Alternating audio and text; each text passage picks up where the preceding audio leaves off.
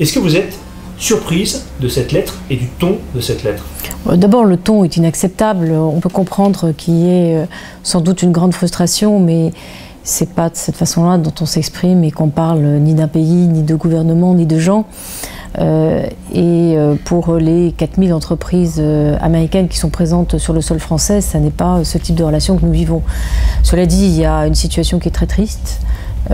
C'est tout à fait dommage, on aurait certainement pu trouver une solution et sauver quelques emplois. Et il faut qu'on balaie aussi devant notre porte et qu'on reconnaisse que le dialogue social en France ne fonctionne pas comme il devrait fonctionner. En tout cas, pas partout. Ce qui est dommage, c'est que cette affaire va devenir une affaire emblématique, une sorte de signature de la France, alors que c'est pas du tout comme ça que nous vivons les affaires en France. Ce que je trouve aussi inacceptable dans cette lettre, c'est l'idée que on vient pas en France pour les bas salaires, on vient en France pour la compétence, pour le talent, pour l'expertise, pour la possibilité d'exporter à partir de la France. Qui est Monsieur Taylor ? Écoutez, c'est un républicain qui a sa personnalité et qui ne représente certainement pas l'ensemble des chefs d'entreprise américains. Il faut quand même qu'on répète et qu'on dise qu'il y a 2 milliards d'euros qui sont échangés chaque jour, qu'il y a 500 000 emplois directs qui existent en France grâce aux entreprises américaines, et c'est ça la réalité. Mais concrètement, quand les patrons américains parlent ensemble, qu'est-ce qu'ils disent ? Sur la France, la France est un pays de contraste. La France est un pays où il y a les meilleurs talents, les meilleurs ingénieurs, une très bonne productivité. Et en même temps, c'est le pays où on ne peut pas bouger, où c'est très compliqué, où tout est lent, tout est imprévisible.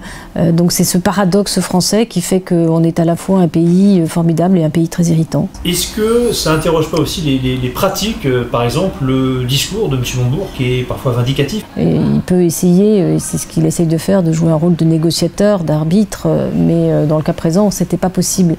Ce qui est certain, et là où je pense que cette lettre est emblématique d'un état d'esprit qui n'est pas bon, c'est que à force de donner des ondes d'oiseaux, de critiquer les entrepreneurs, de les accuser de gagner de l'argent, on a le retour de la monnaie de sa pièce, c'est-à-dire que les entrepreneurs, c'est avant tout des gens qui créent de la valeur, qui créent de l'emploi, qui créent de la richesse, et on devrait les applaudir, ils devraient être les héros de notre pays. Si je résume votre propos, on l'a peut-être quand même un petit peu poussé à bout, M. Taylor. Écoutez, si vous voulez me faire dire que le dialogue social ne fonctionne pas parfaitement en France, la réponse est oui. La réponse est oui. Le dialogue social ne fonctionne pas comme il devrait fonctionner. Ça peut hériter M. Taylor et d'autres qui le diront peut-être avec plus de forme, plus silencieusement, mais qui n'en penseront pas moins. Et si vous voulez me faire dire que l'image de la France est mauvaise à l'étranger, la réponse est oui. La réponse est oui. Elle était déjà pas bonne, elle ne s'est pas améliorée ces dernières années pour des tas de raisons. C'est un sujet qu'il faut absolument prendre à bras le corps et auquel il faut remédier.